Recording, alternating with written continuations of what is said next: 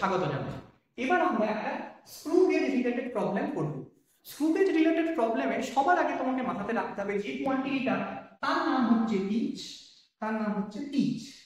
আর যে কোয়ান্টিটিটা তোমাকে মাথাতে রাখতে হবে তার নাম হচ্ছে লিস্ট কাউন্ট। এই দুটো জিনিস যদি তুমি জানো তাহলে কিন্তু স্ক্রু গেজ রিলেটেড প্রবলেমটা তুমি সলভ করতে পারবে। আরেকটা কথা বলে রাখি, ফিজিক্সের যে কোশ্চেন দেখবে প্যারাগ্রাফ বেশ অনেক বড়, এটা কিন্তু ম্যাক্সিমাম স্টুডেন্টদের মনে একটা ভয়ের সঞ্চার তৈরি করে। কিন্তু তুমি বিলিভ করো, যদি কোশ্চেনটাকে তুমি একদম লাইন বাই লাইন দুবার ভালো করে পড়ো তাহলে কিন্তু একটা সামান্য প্যান যদি তুমি ধরতে পারো ইজিলি তুমি প্রবলেমটাকে সলভ করতে পারবে। তাই দেখা যাক অঙ্কটা কি বলেছে। In a screw gauge fifth division of circular scale coincide with reference line. এইটা হচ্ছে অঙ্কটার প্যাচ। কেন? তোমরা জানো স্ক্রু গেজে জেনারেলি মেইন স্কেল এবং সার্কুলার স্কেল দুজনাই জিরোতে জিরো ওভারল্যাপ করে থাকে যদি এটা একটা সিম্পলেস্ট এবং একটা এররলেস স্ক্রু গেজ হয়। কিন্তু যেহেতু কোশ্চেনটা যেই মেনে কোশ্চেন, তাই তোমাকে দিয়েছে যে কোনো একটা স্ক্রু গেজে 5 ঘর সার্কুলার রেফারেন্স লাইনের সাথে জুড়ে থাকে। তার মানে কি?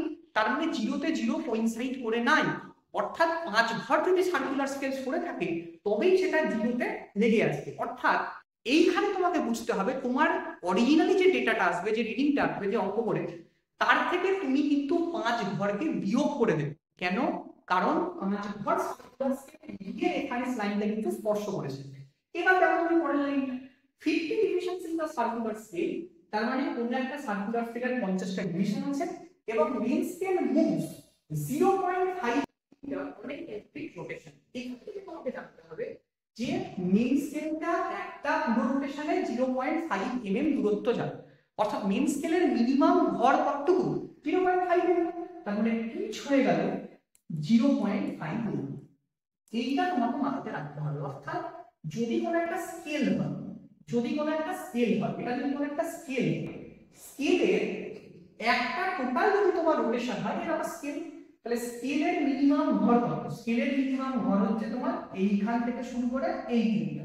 তাহলে একটা টোটাল রোটেশনে যদি ও এক ঘর গিয়ে যায়, এক ঘরটাই হচ্ছে ওই পার্টিকুলার সার্কুলার যে স্কেল এবং মেইন স্কেল তুমি দেখতে পাচ্ছ তার স্ক্রু পিচ। তাহলে স্ক্রু পিচ কত? 0.5 mm। খুব সিম্পল ব্যাপার। এবার তোমাকে বার করতে হবে লিস্ট কাউন্ট কত। লিস্ট কাউন্ট মানে কি?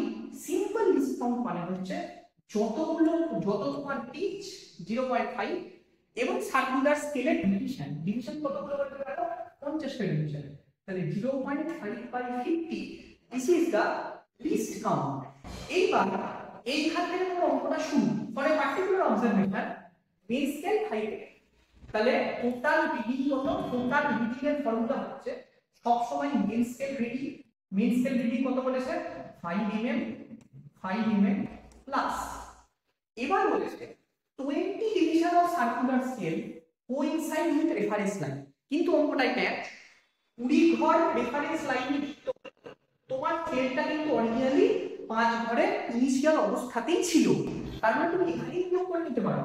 5 ঘরে তোমার স্কেলটা লেগেছিল আর 20 ঘরে গেছে, তার মানে এফেক্টিভলি ও গেছে 15 ঘর। তাহলে কত গেছে এফেক্টিভলি? 15 ঘর। তাহলে 15 ইনটু, এবার তোমাকে লিস্ট কাউন্ট দিয়ে মাল্টিপ্লিকেশন করতে হবে। তার মানে 0.5 বাই 50, 0.5 বাই 50। তার মানে তুমি ক্যালকুলেশন কি করে করবে? এইটা হিসাব করো, এখানেও এমএম লিখে দাও।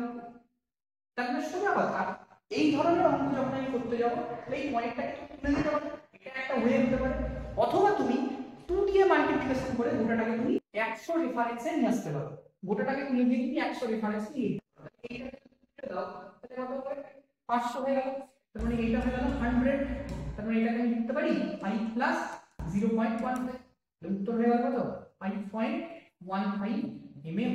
তো option C is the correct. তাই শুধু তুমি এই লাইনটার উপর বেস করে কাজ করবে। কিন্তু তুমি যদি এই লাইনটাকে বুঝতে না পারো তাহলে তোমার উত্তর কিন্তু হতো এটা ভুল।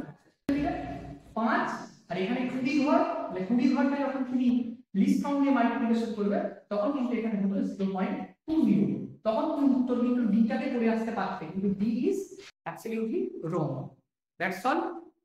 সবাইকে ভিডিওটা দেখার জন্য ধন্যবাদ। যদি তোমাদের ভিডিও রিলেটেড কোনো প্রবলেম থাকে কমেন্ট বক্সে অবশ্যই জানাতে পারো।